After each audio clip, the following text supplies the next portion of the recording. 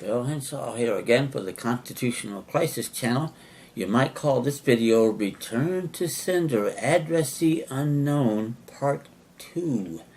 Those who be following the videos know exactly what happened with the letter I sent to Vice President-elect Pence at the White House that somehow ended up at the United States Supreme Court just down the street, if you don't know, opened by somebody other than the addressee. And I have since gotten a letter off to the, are you ready for this, the CEO of the United States Postal Service. Not the postmaster, the CEO. And I'm saying somebody there at the Supreme Court guilty of felonious interference with delivery of mail. I'm waiting for a reply as we're talking here, but clearly something happened there that shouldn't.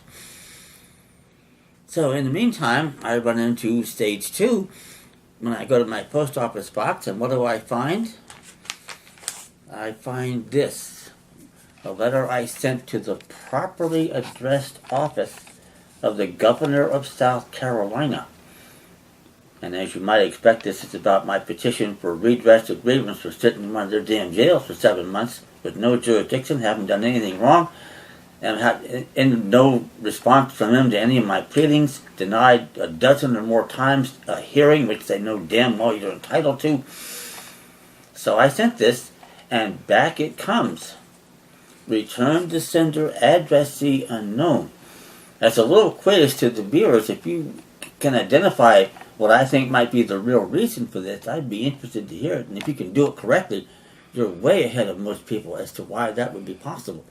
This one, however, no zip code issues, no nothing, and it's sent to exactly the address they have on their South Carolina website. At the same time, I get this little beauty from the same address that letter was sent to that you just saw. It's up here in the top corner here where my finger is. And notice that there's no addressee. They have a post office box and a zip code. We don't know even what's in here. I'd be shocked if it was an offer to settle the case, which it could in theory be.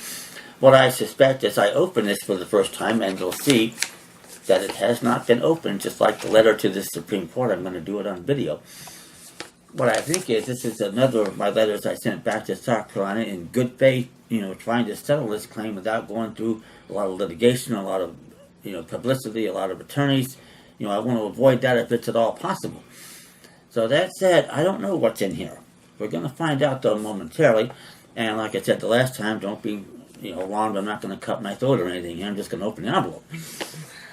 So that said, let's see what we got. And notice I open these very carefully, as I said before, because I want to put this envelope in the hands of the foreman of the jury if we do get to a trial. And I want it neat and clean so there's no question about it. So we will see what we have here. Like I say, I suspect it's my own correspondence. Has it been opened? We don't know. Well, there is something here for the South Carolina Gov.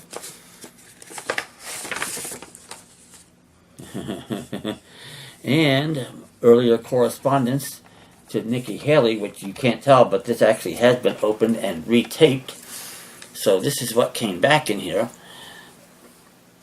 So at least somebody paid attention to it, but I don't know. Let me take a look at the letter here, and we will see what it says. It's very brief and not signed. They normally never, there's a name here, but no signature.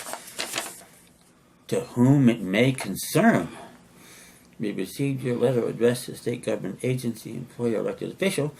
At this time, we are unable to accept your letter or forward it to the intended recipient, as SC.gov is the official website of the state of South Carolina and not a state government agency.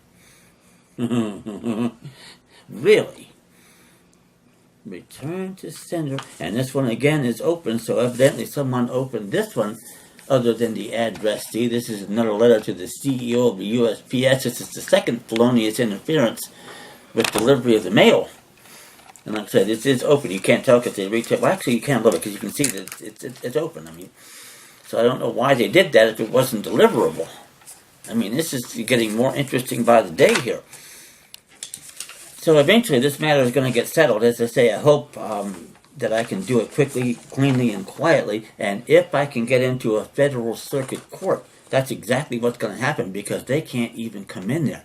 That's the court we want to get into, that we have a right to get into, and that they are not recognizing. I'm going to talk more about circuit courts on another tape. But the bottom line for right now is everyone thinks that Congress did away with that jurisdiction in 1911, with the Judiciary Act of 1911. Maybe they did, and they can do that with federal courts.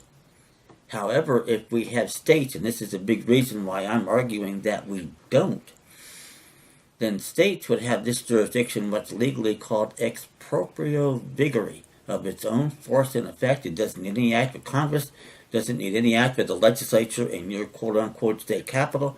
It exists independent because the framers of the Constitution set it up that way.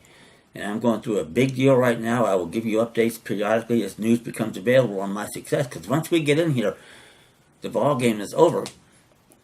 Or as Dan Kelly used to say on the St. Louis Blues hockey contest in the 1960s, "Hey, the buzzer goes, the game is over."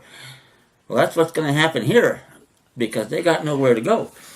So more about that later when I have news, and I will see you next time. Thank you.